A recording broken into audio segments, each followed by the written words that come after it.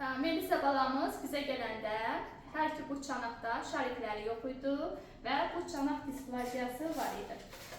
Əvvəlki müayinəsinin nəticəsini nəzərə alaraq biz balamıza korset təyin eləmədik. Görürsünüz, bu çanaq displaziyası və ilk dəfə gələndə şariklərimiz demək olar ki, inkişaf etməmişdir.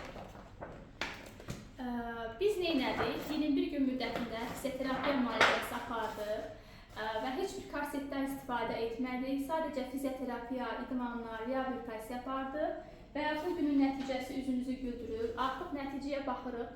Şariklərimiz tamamilə yerindədir. Heç bir displaziyamız yoxdur və burada da görə bilərsiniz ki, şariklərimiz bu çanaqda necə tamamilə normallaşıbdır.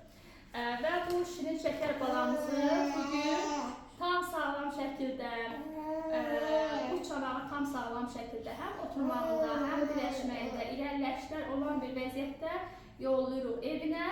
Sadəcə bir xahişimiz var ki, bu şirin arada gəlsin, bizi